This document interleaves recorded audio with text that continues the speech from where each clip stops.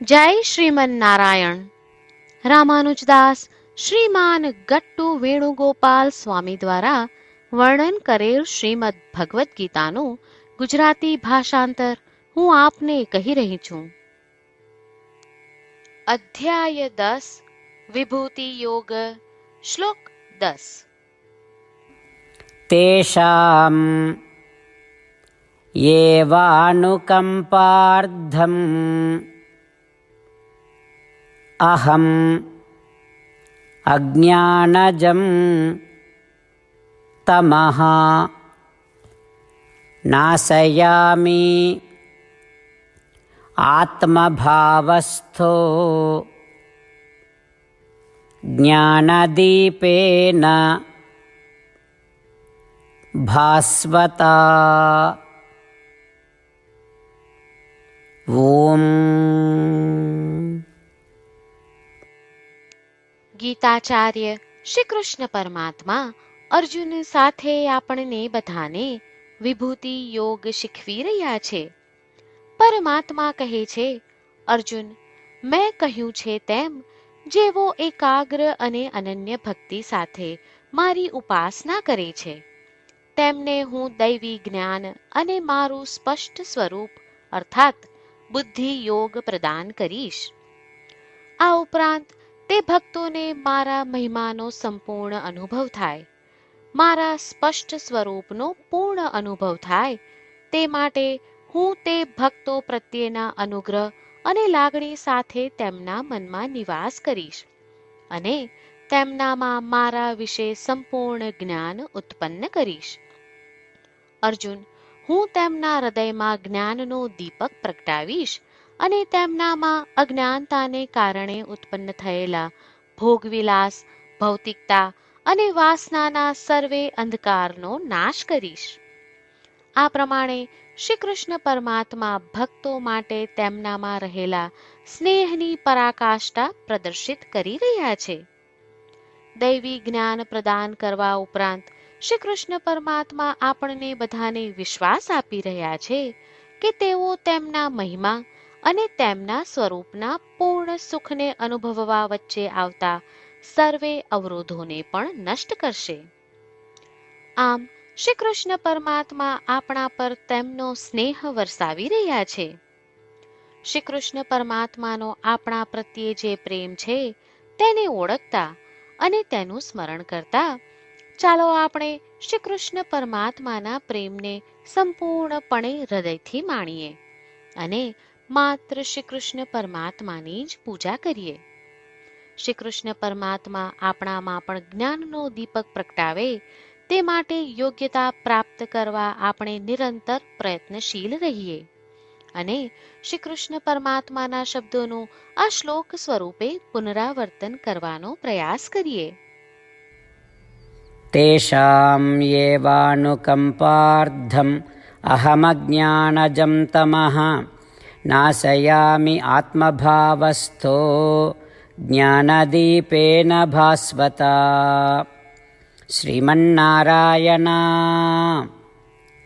કરિષ્યે વચનં તવ.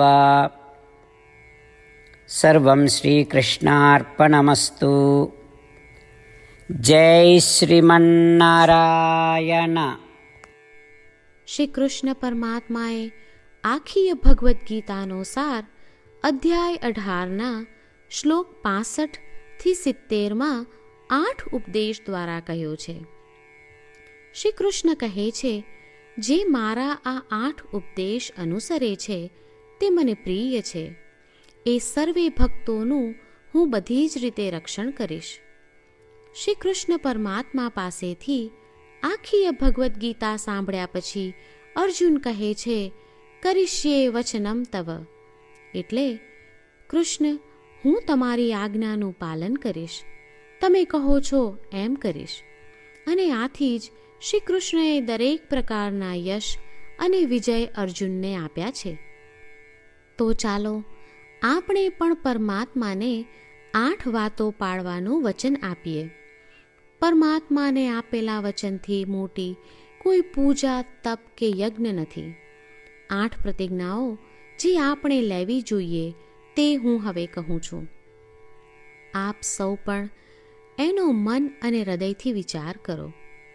આ રીતે શ્રી કૃષ્ણને વચન આપતી વખતે આપણે સૌ શ્રી કૃષ્ણની હસતી મુખમુદ્રાનો મનમાં વિચાર કરીએ અને પરમ આનંદનો અનુભવ કરીએ.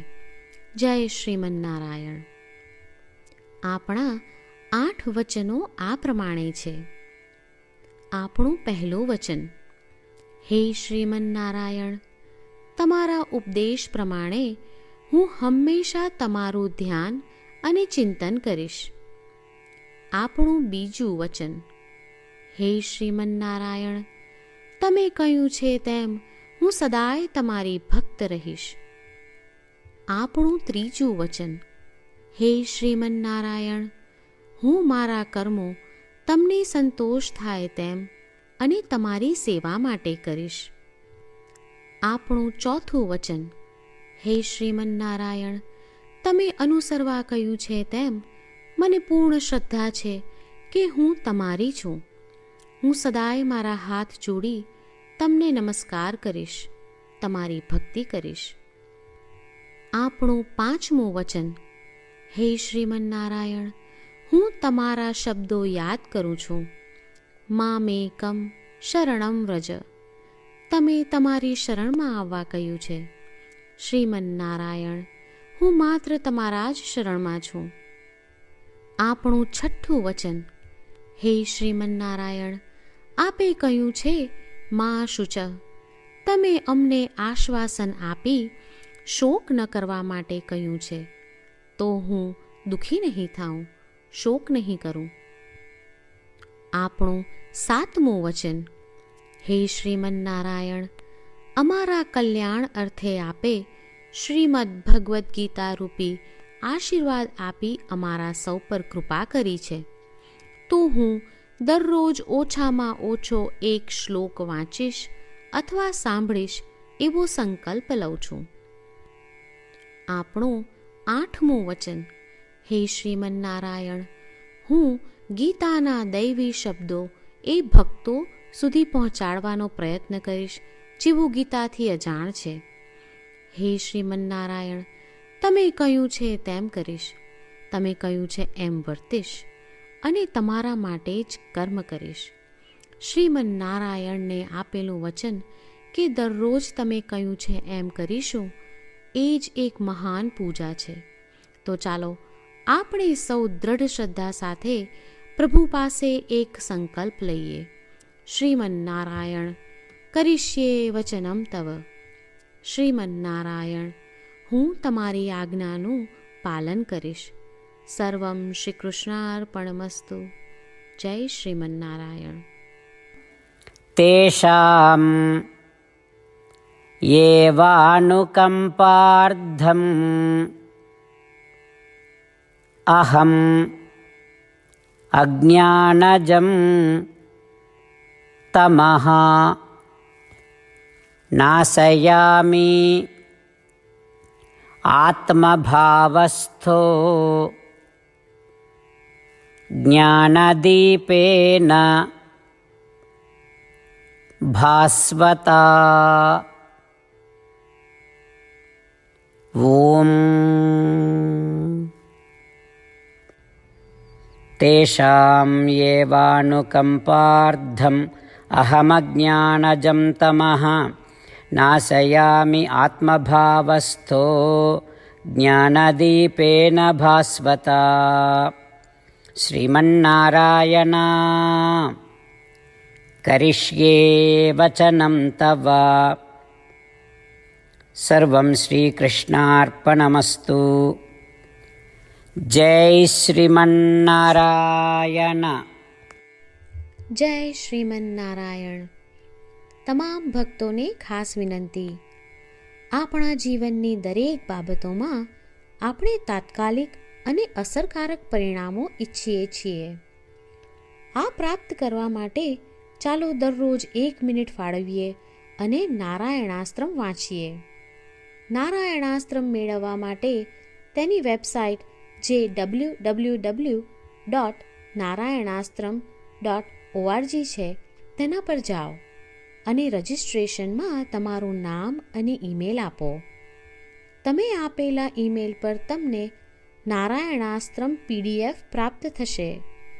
PDFમાં રામાયણનો એક શ્લોક, ગીતાનો એક શ્લોક અને એક વિષ્ણુ નામ છે. આ 3ને નારાયણાસ્ત્રમ કહેવામાં આવે છે. દરેક વ્યક્તિને આ શ્લોકોનું અલગ અલગ સંયોજન પ્રાપ્ત થાય છે.